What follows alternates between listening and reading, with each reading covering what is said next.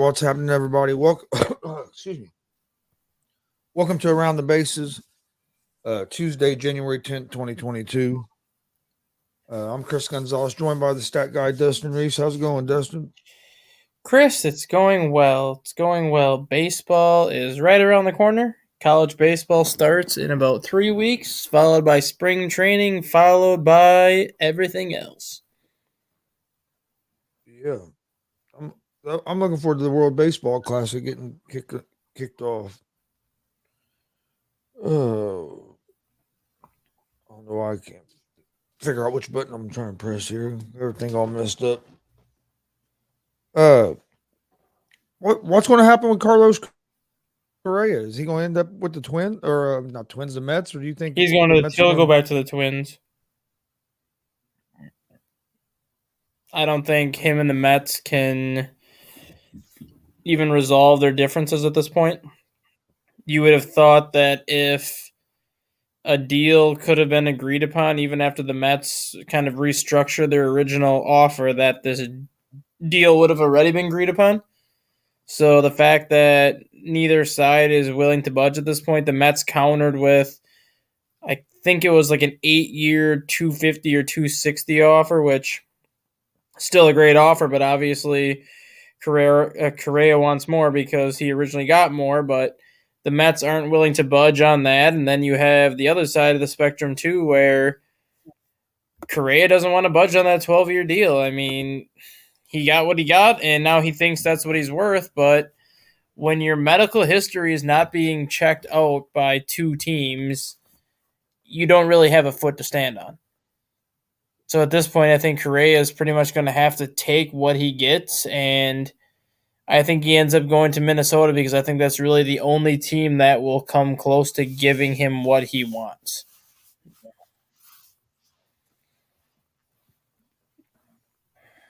Um, yeah.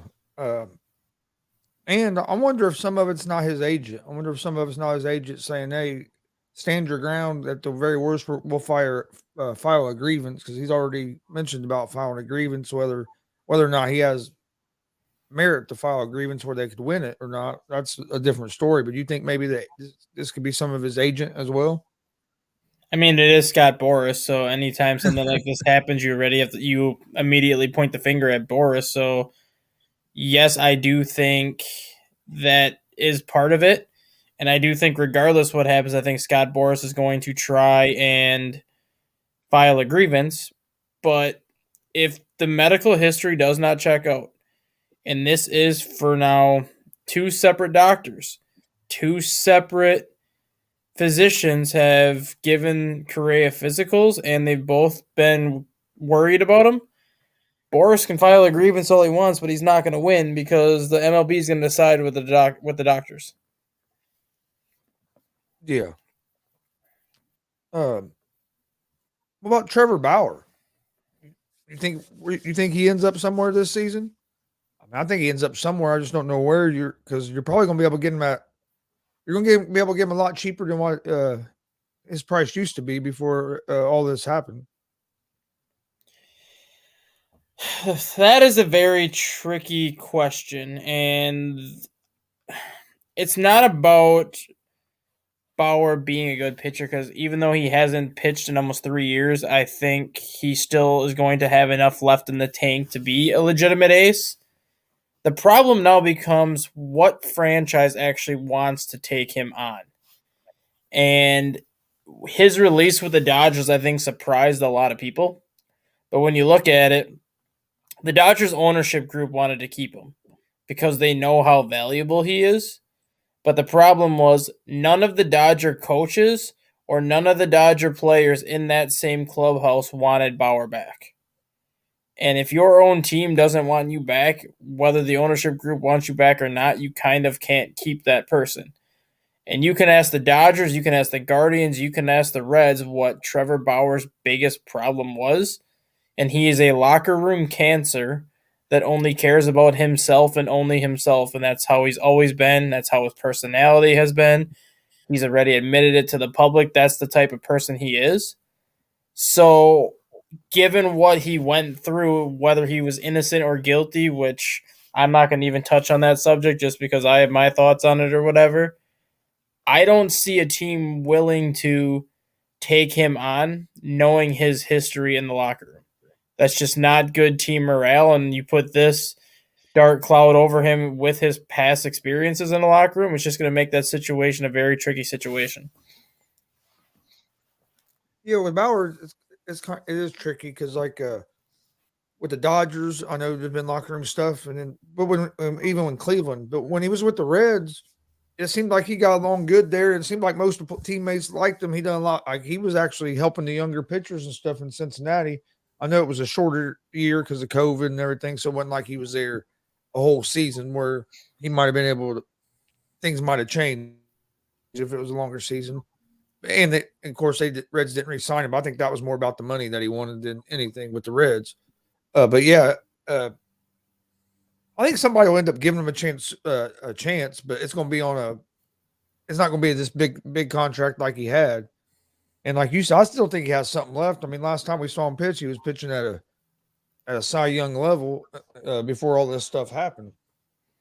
Yeah, and I think he still does have Cy Young potential, but now the problem becomes he hasn't really thrown a pitch since the first half of 2021. So obviously, basically a season and a half, and by the time he's reinstated, he'll be 2 years without throwing a pitch on a major league mound. How long will it take him not only to get in baseball shape, but how long will it take him to get back to the form that he was at before this happened, if that's even possible? Yeah. Johnny Cueto goes to the Marlins. I was hoping he was going to end up with the Reds. There'd been a lot of talk about the Reds was going to try to sign him. I thought it'd be a good deal for the Reds to get him back to help with the younger pitchers, but uh, signs a 1 year deal with the Marlins for what 8.5 million.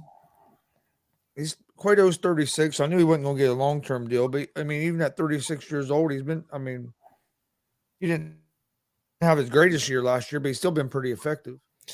Yeah, and the thing that's actually a very sneaky move by the Marlins because Johnny Cueto is the exact opposite of what the rest of that Marlin staff is. The four pitchers in that Marlin staff all throw 95 to 98 consistently, with Sandy Alcantara even touching 100. And then you bring in a guy like Johnny Cueto who sits at 91, 92. In essence, it kind of works out as like a matchup nightmare because whoever those Marlins are going to be facing, the teams are going to be used to all these flame throwing pitchers in the rotation, and you throw Johnny Cueto out there, it's going to really offset their timing. And Johnny Cueto is not one of those pitchers that has the same windup every time. He No. changes his windup almost on every pitch. So not only are you offsetting a hitter's timing by throwing 8 to 10 miles per hour slower than the rest of that rotation, but now you're mixing in all the different windups and all the different release points that he brings to the table. So teams are going to struggle when they face the Marlins, I think, this year. And I mean, offensively, I don't think the Marlins are going to be great. I don't think the Marlins are going to be a playoff team, but having a staff like that is going to keep them in games. And we have seen it in the playoffs that pitching wins championships, pitching can win games. So if the Marlins can even get any sort of consistent hitting, not obviously scoring 5, 6 runs a game, but if they can consistently put up 3 to 4 runs a game, they're going to be a team that's right around 500 just because of that pitching staff. Yeah. Yeah, and Cueto's great at mixing up his windup and his timing and all that. You're right. What about Luke Jackson going to the Giants? Do you think this is a good pickup by the Giants, getting the 31-year-old? He missed the entire the 2022 season undergoing Tommy John surgery. We've seen a lot of pitchers come back better from Tommy John surgery, and I mean, really, didn't get him at a bad price. He got 11.5 million for 2 years. So I think it's a great move by the Giants, and I think this is kind of going to be that first signing that really tips the iceberg on the relief market. You saw the starting pitching market get really hot and heavy once some of those pitchers went off the board, but the relief market has been very quiet. You've seen some of the relief pitchers get taken early, but there's still a large chunk of relief pitchers like Matt Moore, Andrew Chafin, Michael Fulmer, Brad Hand, Will Smith, and a lot of these high quality relievers that are still left sitting in the free agent class. I think this Luke Jackson signing is going to be that tipping of the iceberg where now you're going to start to see the relief market start to pick up a little bit. And that'll kind of be the last step before spring training goes so teams can fill out their roster. Yeah. And they got, I mean, they're getting them cheap. There's only like 3 million for this year, and then like 6.8 million next year. And then they have an option for 2025. So it ain't like you're breaking the bank by bringing them in either. What about this John Capella, former Braves general manager, was banned from baseball? They've lifted his lifetime ban. Well, after 5, 6 years, I guess he was kicked out for grossly violating rules about international signing international players. Do you think this was the right move by reinstating him? I do and I don't just because I don't know too much about the situation. I found that out yesterday and I never actually knew that this person was banned because I never even knew who it was. But my thought is if you're going to lift a lifetime ban for him for something he did, you better be on the damn phone right now calling Pete Rose and lifting his lifetime ban because you can't ban somebody for life and then lift that ban 6 years later, but yet to decide to keep other players banned for life for things that they did 40 years ago. Yeah. Oh no, I agree. Rose, I think, has been way over punished on that, especially now with gambling being legal. Uh, hell, Cincinnati or Ohio just legalized gambling there a few weeks ago, and they opened that new sports book there at the Red Stadium, and Pete Rose was the first one to make a bet there. They had him come there and make a bet. It was, of course, it was on the Reds and stuff. It's like, okay, this isn't strange at all.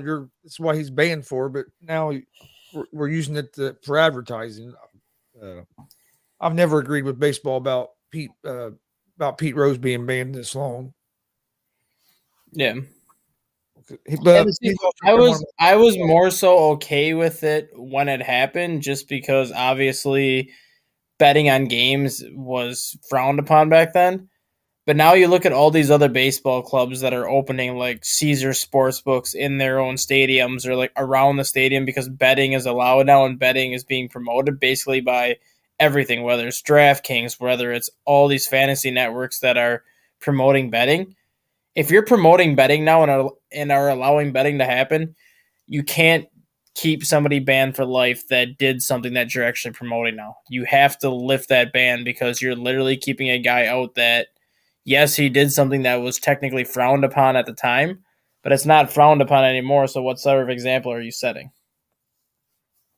yeah. I agree. I think he should have been in, or the ban should have been released a long time ago. I don't think they'll. I think they'll let him in, but I think it'll be after he passes away. I just for some reason I think baseball just isn't going to let him have that satisfaction of knowing he's in there. Which if I'm Pete Rose's family, I think I tell baseball go kick a rock if they come wanting to put him in the Hall of Fame after he passes away. Right? Uh, AJ Pollock agrees to a 1 year, $7 million deal with the Mariners. Uh, you think this was a good pickup for the Mariners I to keep? I don't know where he's gonna play. I mean, you have Julio Rodriguez in the outfield over there. You have the only person that I can think of is replacing Mitch Haniger because I believe Mitch Haniger went to San Francisco, but he's not a Mitch Haniger. He's 35 going on 36. He's on the back end of his career. It's a 1 year deal, so the Mariners aren't going to be tied into it long term, but he's not the player that he was 4 or 5 years ago. He's not really going to make a difference on a team that was a playoff team last year that obviously has bigger goals in mind this season. And with the pitching staff they have with Robbie Ray, Luis Castillo, and Logan Gilbert as their top three, they have as good a top three as any team in the American League right now. Signing a guy like Pollock, I understand bringing him in for like the veteran presence type of thing because he's been in the league now 12, 13 years, but you're not going to get much offense. You're not going to get any type of production out of him. So I don't really understand that signing at all unless it was more of just having a veteran guy in the clubhouse. Yeah, I think it was. That's what I think it was about having a veteran guy, and then maybe a guy that they can use at DH some, or maybe as a pinch hitter to get some offense. But yeah, I agree with you. I don't know how much he'll help defensively.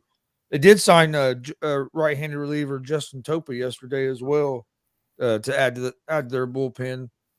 Uh, which so their pitching staff just getting a little bit better. They're going seems like oh no, I think they're going to be good. I think the Mariners are going to have another good season this year, especially if Rodriguez can stay healthy. I just can they get their offense going enough? To me, is going to be the key on them for them to make a deep playoff run. See, I think Seattle's going to have a decent season next year, but I don't think they have as good of a season next year as they did last year, just because they're not going to sneak up on people like they did last year. And then you have to throw into the fact that Texas brought in Jacob deGrom, Texas brought in Nathan Eovaldi, Texas brought in Bruce Bochy. There is a lot of momentum building on Texas now, where Texas could be the Seattle Mariners team of last year this year. That kind of sneaks up on everybody and asserts themselves as a contender in the American League, but I'm not saying it's going to happen. But with Bruce Bochy as the manager there and that starting pitching staff that they've now put together in Texas with that offense, Texas is a very sneaky team that could be a sleeper in the American League this year just because they can do damage on both sides.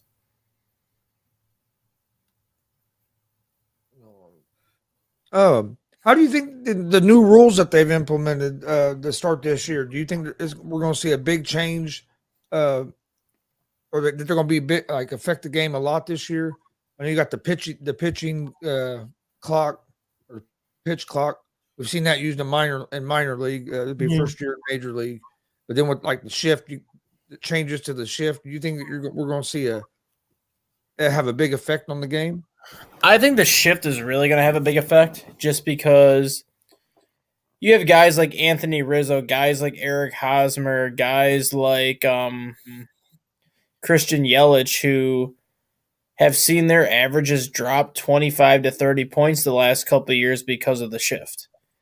And a lot of that has to do with so many teams are putting the shortstop basically at that rover position in shallow right center field where that would normally be a hit, but the problem is you're hitting it at a player that is just standing there for the shift. So you've seen so many hits taken away from players, and everyone wants to make the complaint that why don't they just bunt and things like that, which I do understand that. But at the same time, if you're hitting a ball 145, 150 feet into the outfield, it should be a hit every single time, but instead you have those players sitting out there. So I do like that the shift is going away because it's going to make things more offensive minded as in terms of the more pitching minded side of things, the way it's been the last couple of years.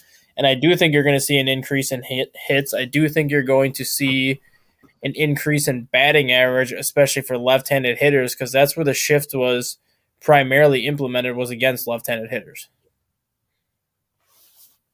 Yeah. And then the pitch. I'm kind of. Oh, go ahead. I'm kind of torn on the shift because, yeah, I think I agree with what you're saying, but also go back to the thing that you guys are professional baseball players. Let's learn how to hit the ball the other way as well. I mean, I'm okay with having a shift. My only thing is, if you're going to have the shift, everybody should have to be on the infield. See, I agree. You shouldn't be allowed to have that rover position, basically, like you have in softball, that stands between the infield and the outfield, because essentially it's equivalent to basically having 10 players on the field, pretty much.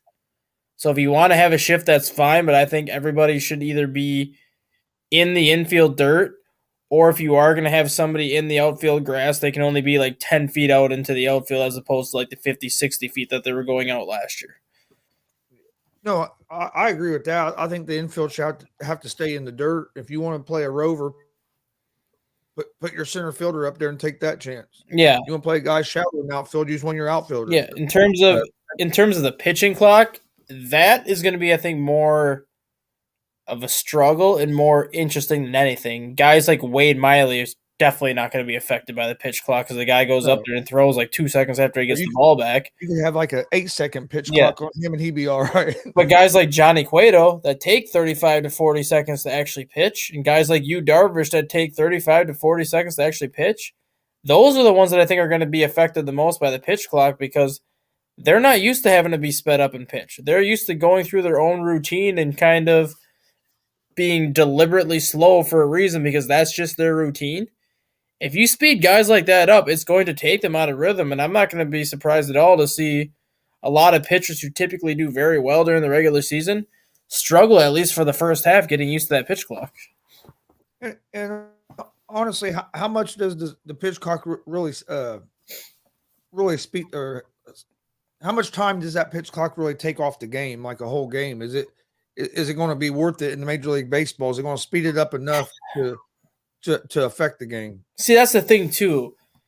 On average, it's sped up a minor league game. I think they said like 17 to 19 minutes, which it's not a ton, but I mean, 17 to 19 minutes it's still a nice speed up. But with Major League Baseball, even with a pitching clock, you still have commercials. You still have all these other things to take into account that minor league baseball doesn't have. Minor league baseball doesn't have commercials. They have the break between innings that lasts like 90 seconds to 2 minutes for the players to warm up, but that's about it.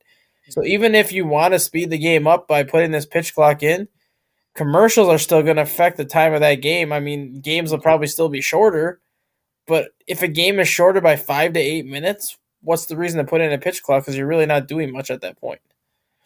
Yeah, that was my thing. I was like, how much is it really going to really speed up the game? It did to me. It wasn't enough to that it outweighed the effect it could have on some of these pitchers of trying to speed them up. Because if you have a 30-second pitch clock, for example, and you take the entire 30 seconds basically, and you have an 8-pitch at bat, that's already a 4-minute at bat just for one person. And that's not counting like the ball being foul ball and waiting for the umpire to grab the ball. Like that's already a 5-minute at bat for one person. You have a couple like that during the inning, you're already at a 20 to 25-minute inning already. So even with a pitch clock, if you have long at bats anyways, a pitch clock's not going to matter because the time is still going to be a long time anyways. And what about this? What if, let's say you got the pitch clock, the pitch clock is getting close to run out, and the batter asks for timeout and is granted. Does that pitch clock start over? No, it stops at where it is. So let's just say the pitcher's got down to like 6 or 7 seconds on the pitch clock, and then the batter calls time. The pitch clock stops at 7 seconds. It doesn't go back to 23. See, I think I think they need to do something with that, kind of like what the NBA does with the shot clock if the ball goes out of bounds. Now, if it was the catcher calling the timeout, I understand, keep it where it is. But if the batter is waiting on 5 or 6 seconds to call a timeout, I think it should go up to maybe like 10 seconds or 15 seconds, like half of it maybe or something, to give the pitcher a chance to reset. You know what I mean? To reset. Well, I mean, technically, the pitcher really is getting his chance to reset when that batter calls time. So that's why that's why you wouldn't add any time to the pitch clock, because when the batter calls time, the pitcher gets to reset anyways, and then he could have a new sign and have his mind made back up before that batter steps back into the batter's box. Yeah.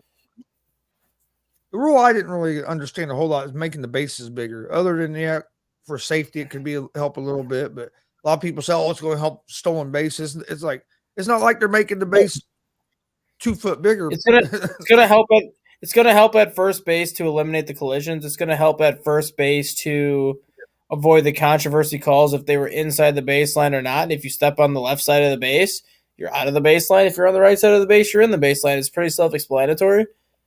The main reason why they're doing it at second base, though, is to eliminate the collisions. And you see now how after that Chase Utley play in the playoffs, almost like 10 years ago already, where he took out the second baseman for the Mets and pretty much broke his leg in the process. You have so many guys that are now sliding to make contact with the shortstop or make contact with the second baseman to break up a double play, where as long as they're within an arm's reach of that base, it's a legal play. Even if they can't touch the base, as long as they're within an arm's reach of that base, it's a legal play.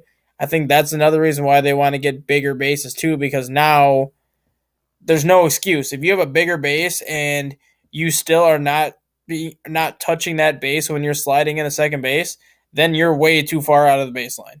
Because a bigger base means you should have no issues touching this base when you're sliding in the second. So if you're still not touching this base sliding in the second, then you're too far to the baseline, and plays are going to have to be altered because of it. Yeah. Yeah, I agree. I think the biggest effect's going to be at first base, though, with like the uh, collisions and people being in the baseline. Um, which of the new rules do you think is going to have the biggest effect? Like out of the ones we just talked about, Yeah. Well, there's a couple. What was the other new rule? I I can't know remember. there's a There's couple like other ones. there's like I can't three. remember off the top of my head. Them were the ones that stuck out to me. Yeah, I think the pitch clock is going to have a big effect for the ones that typically work slow, just because they're used to working slow and they're not used to being sped up. But overall, I think the shift is going to have the biggest impact of all the rule changes because now you have all these dead pull hitters who are going to be allowed to continue to be dead pull hitters because you're not going to have those extra bodies hanging out in the right field grass or the left field grass or wherever they're going to be. Yeah.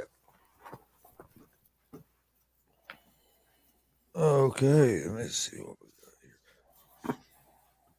got. Who you got as who you think's gonna be the favorites? Who you guys preseason favorites? Maybe to make the playoffs or to win divisions.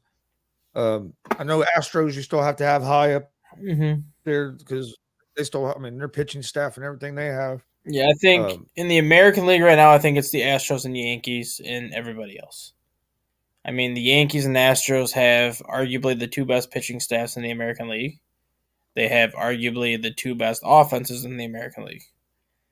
And I think everybody else kind of follows them right behind it. I think Toronto's going to make a push, obviously, for the playoffs again, just because they have a great offense themselves. They have a great pitching staff, actually 1 through 5 now with the addition of Chris Bassett. So they have a much better pitching staff than what they had in the past. I think Texas will be up there this year because of Jacob DeGrom and some of the pieces they've added. Seattle should be good again. I don't know if they're going to be as good as what they were last year. Same thing with Tampa Bay. I think Tampa Bay will be good. I just don't think they'll be as good as last year. And then you have the AL Central where you have Cleveland, you have the White Sox, possibly, if they can stay healthy. I mean, they're a very talented team. They just couldn't stay healthy last year. And then you have everybody else in the AL Central. So I think the American League is pretty much a 2-team race, possibly a 3-team race if Toronto's pitching can hold up, which was kind of their downfall last year. But if you look at the National League, I think the National League right now is a 5 or a 6-team race, honestly. I think you have all 3 teams in the NL East that made the playoffs last year, the Braves, the Mets, and the Phillies. I think all 3 teams are going to make the playoffs again. I think you can make an argument for either one of those teams to be the division champion. I mean, you have the Phillies signing Trey Turner, signing Taijuan Walker, making the World Series last year. I mean, obviously they're going to be considered the favorites. The Mets bringing in Justin Verlander to replace Jacob DeGrom, bringing in Kodai Senga to replace Chris Bassett, bringing in potentially Carlos Correa if everything checks out. That's going to help that team dramatically. And then you have the Braves trading for Sean Murphy, extending Sean Murphy, adding all these other pieces, still have all the young pitchers and everything to go with it. I mean, the NL East is just absolutely stacked. And then you look at the NL West, I think the Padres have to be considered the favorites in the NL West. They brought in Xander Bogaerts. They're getting Fernando Tatis back. They made the NLCS last year. They have most of their pieces back from last year. And then you look at the Dodgers. They haven't done anything in free agency really. They added JD Martinez, but they've lost more than they added. So I don't think you can put them as the favorites to in that division. I think you can pretty much guarantee they're going to make the playoffs, but I don't think you can put them as the division favorites over the Padres right now. And then the NL Central, I think it's the Cardinals' division to lose.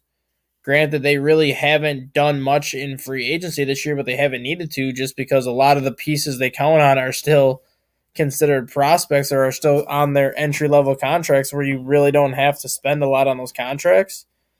But then the rest of the NL Central, I mean, the Reds and Pirates are so far gone right now, it's not going to matter. But the Brewers and Cubs, I think, are going to battle it out for second place. The Brewers have a great pitching staff, but they really haven't done anything to address any of their needs in free agency.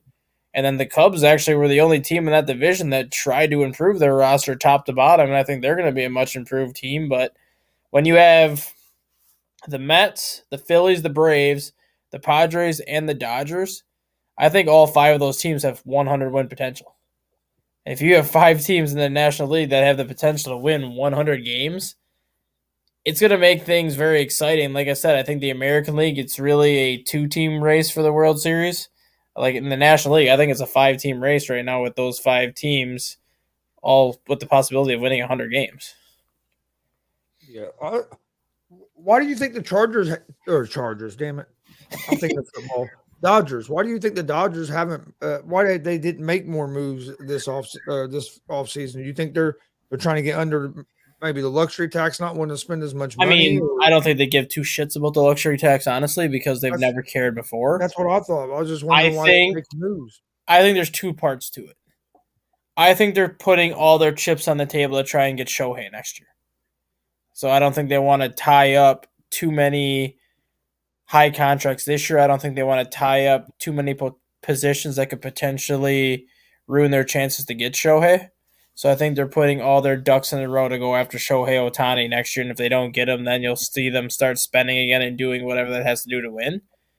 But the other thing that I think they finally started to realize was just because you spend $200 million in offseason on your team Doesn't mean you're going doesn't to mean win. you're going to win a championship. And you look at the teams that have recently won the World Series. The Houston Astros last year. A lot of that team was drafted. A lot of that team was extended. A lot of that team has been together for 5-6 years. When the Braves won the World Series the year before that, most of that team was homegrown talent that was drafted that was extended at a very discounted rate because they extended them a lot earlier than what most teams do. And then they made a trade to get Matt Olson to replace Freddie Freeman. And then you go to the Washington Nationals, the year the Washington Nationals won the World Series. Most of their offense was homegrown talent that they extended. A lot of their pitching staff was obviously trades they made and free agent signings they made, but a lot of the recent World Series winning teams have not been teams that have bought in a title. They've been teams that have their rosters filled with homegrown talent, rosters where they've been able to extend a lot of their homegrown talent, but yet they've also been able to make the free agent moves that they've had to make. They just haven't had to spend at the rate that the Dodgers have had to spend. Yeah, here recently, a lot of the teams that won the World Series, most of the free agency moves have been like you said, the pitching staff. Yeah, because I mean the Phillies last year's big free agent move was bringing in Kyle Schwarber, and obviously that benefited them a lot, especially in the playoffs. But now you look at what the Phillies did this free agency. They brought in Trey Turner. Basically, he's replacing Gene Segura, even though Trey Turner's a lot better than Gene Segura. But it's basically you lose one, you gain one. They brought in Taijuan Walker for the pitching staff.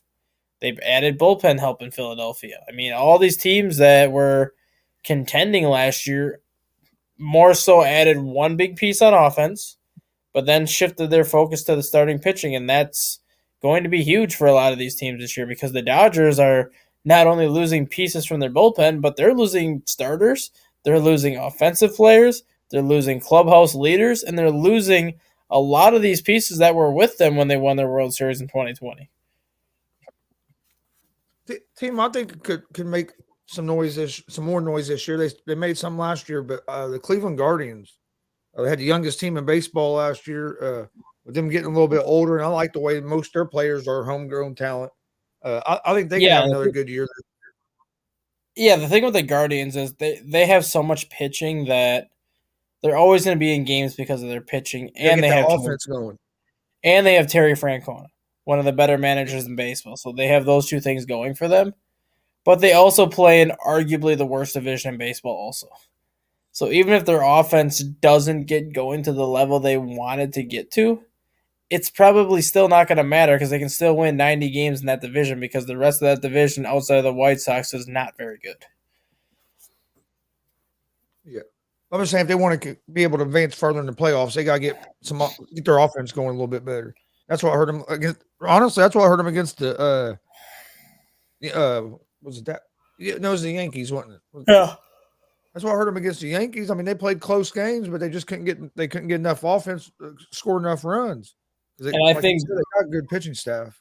yeah, and I think that's going to be an issue again this year because I don't think they have enough right now, even in their farm system, really, to help them offensively. Stephen Kwan was huge for them last year, and he's going to be one of their leaders this year with Jose Ramirez, but that team is so dependent on pitching that they need to figure out what to do offensively. I'd have to look into their farm system to see if they have anybody close to coming up that could produce. But that could be a team, depending on where their financial situation is in 2024, that starts to hit the free agent marking for offense. What about this Yoshida that Boston picked up? Do you think he's going to be a big piece for them? I mean, he's going to have to be for what they paid for him. Well, But yeah, at least you hope so. Paying him I mean, 90. he's very similar to an Ichiro, a guy that is going to hit for a high average and not have a lot of power. But the key to his season is right field in Boston is not only 308 feet, but the fence is only 4 feet tall. So even if he doesn't have a lot of power, he could probably hit 25 to 30 home runs in Boston if he pulls those down the right field line. And he'll have a better season than what I think people expect him to have because of how short right field is in Boston. He'll be able to capitalize on that, but I expect him to hit in the leadoff role or at worst the number 2 hole of that lineup and kind of be the table setter for Rafael Devers and the table setter for Justin Turner and the rest of that lineup.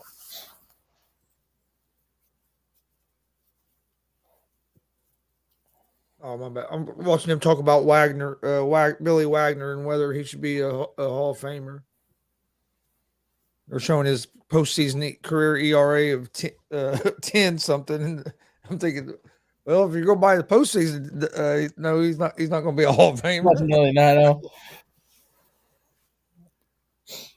There's not a whole lot going on free agency wise right now in baseball with on the Major League Network. That's what they're talking about on Major League Baseball Network. They're talking about is Wagner going to be about being a Hall of Fame ballot? Yeah, because we're like in that 2 week period right now where Not a very whole. little moves happen.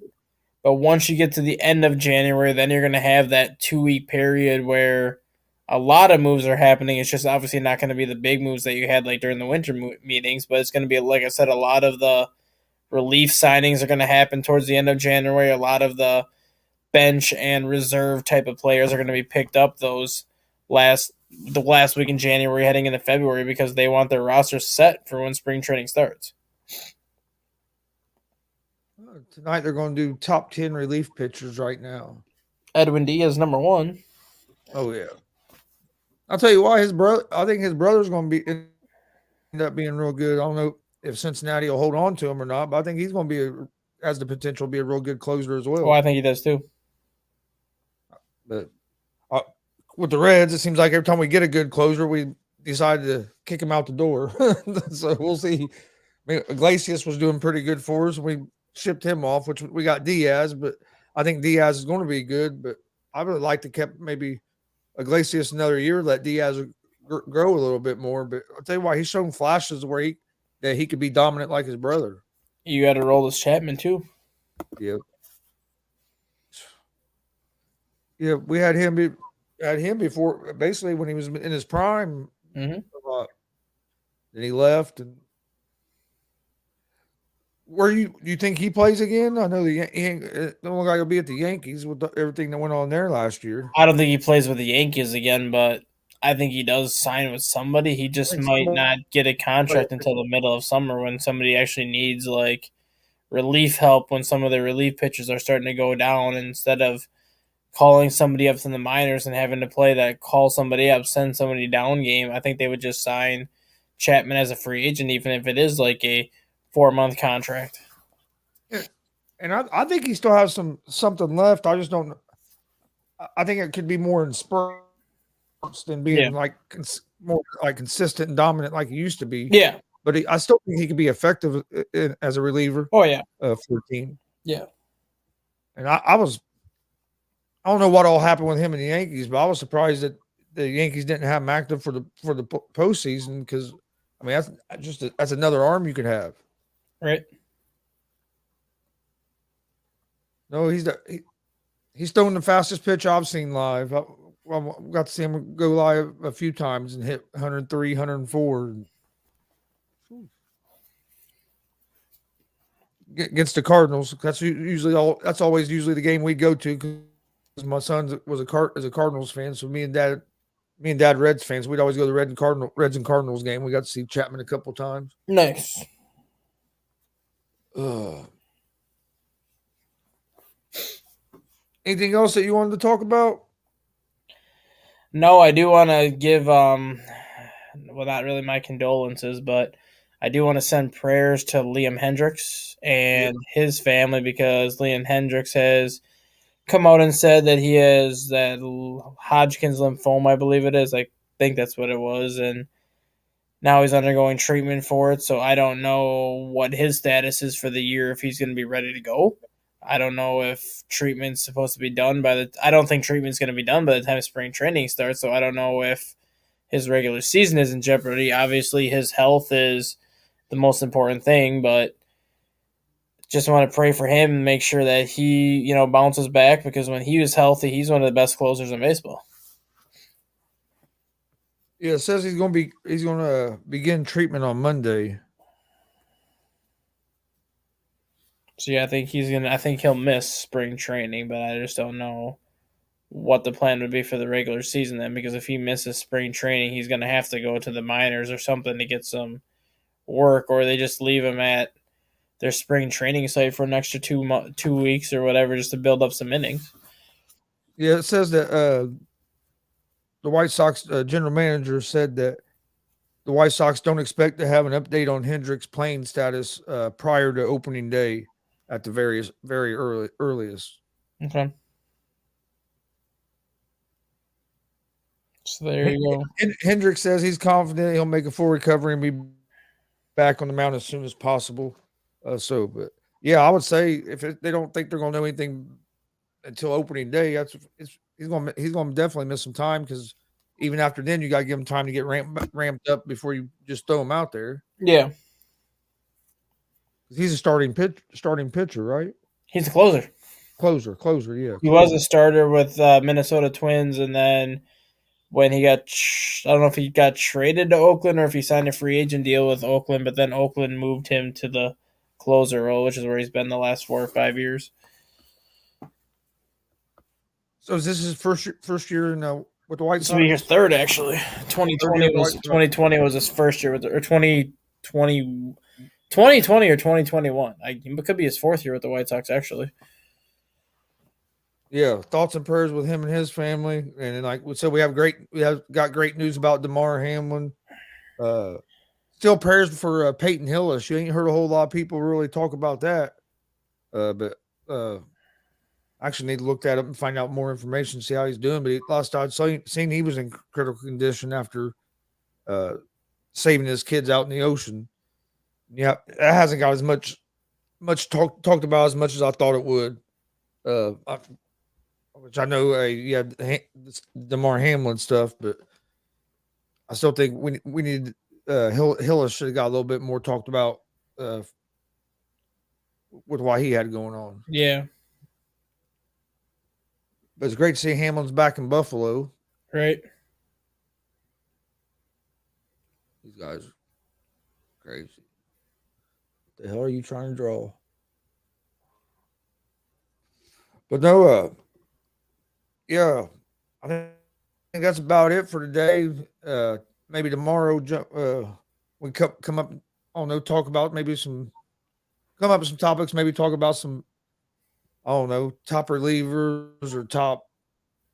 I don't know. We'll come up with something. We'll come up with some Yeah, stuff for more stuff I've for. been trying. I've been trying to look at like the World Baseball Classic rosters to see if we can go through those. But I mean, there's really Not not all too much filled on out those. I yet. mean, you like when a player signs, you say, "Oh, the player's committed to Japan" or "The player's committed to U.S." But if you go to MLB.com and go to the World Baseball Classic section and you click on rosters, there's nothing like available to even look at. So you really have nothing to Here in a couple, go what off do you of. think? Probably a couple weeks. I'll have more out about it since Yeah, it's That starts what, March or April? March 5th. March 5th. Yeah, I'm excited about it just because more baseball to watch. Ain't no been no ain't no especially now because football is getting close to ending, and then you're just gonna have the NBA, which I watch some of the NBA, but I'm not near as a big NBA fan as I am of baseball and football. Mm-hmm.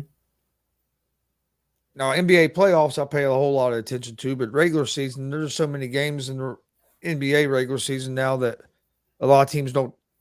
It feels like most of the teams don't take the regular season serious in the NBA. So, I think they take it serious when you start getting into March. yeah, once you When get you later start in the getting to year, like those last 15, 20 games, by then teams pretty much know who's going to be in the playoffs or who's at least got a shot.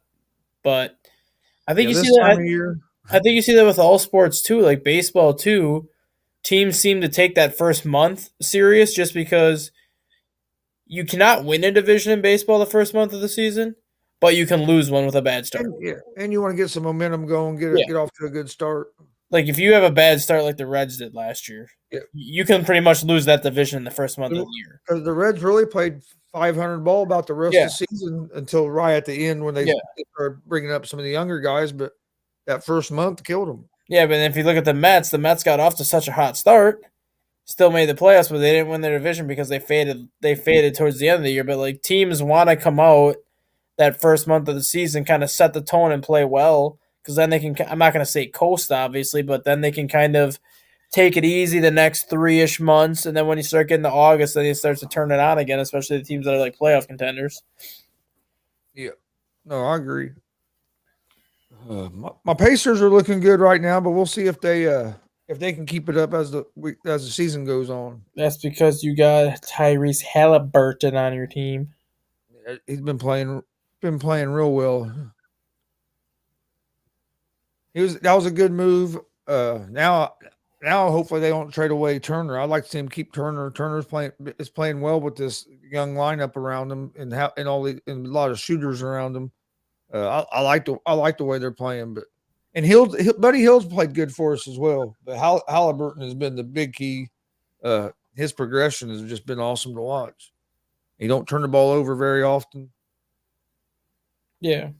I think he should if he keeps it up, he should be an all-star this year. Oh, he's isn't it the All Star game in Indiana, anyways? He'll be an All Star because of that. Is it in Indiana this I year? think it is in Indiana this It year. was Yeah, supposed to be like a couple years ago, and then we got canceled because of COVID and yeah. stuff. I think it's back this year for Indianapolis this year. Yeah, I might try to go to that then. I was going to go. I was going to try to go a couple years ago, but then of course with COVID, you couldn't go nowhere. Yeah. So, but all right. Well, you got any final thoughts before we get out of Nope. here? Like I said, the Liam Hendricks one was kind of my final thought on everything, and hopefully everything turns out for him, and that he can bounce back and get back to closing out games for either the White Sox or whoever's next on his list. Yeah, yeah. Thoughts and prayers with him and his family. Hopefully he gets back quick. Same thing with Damar Hamlin. Peyton Hillis. Oh, Hopefully did they you can get going. before we sign off, did you hear that eerie stat from the Buffalo game on Sunday? How I know some of our listeners probably don't believe in a higher power and some of them do, but DeMar Hamlin's number is number 3. Naeem Hines had 2 kick returns for Yeah, a touchdown. He now has 3 career kick returns for a touchdown. The first kick return that he ran back was Buffalo's first kickoff return for a touchdown in 3 years, 3 months, and 3 days. And it was the first time in 30 years that a player has returned 2 kickoffs in the same game for a touchdown. If that doesn't tell you that there's some higher power out there somewhere, I don't know what will, because that is just something that can't be explained.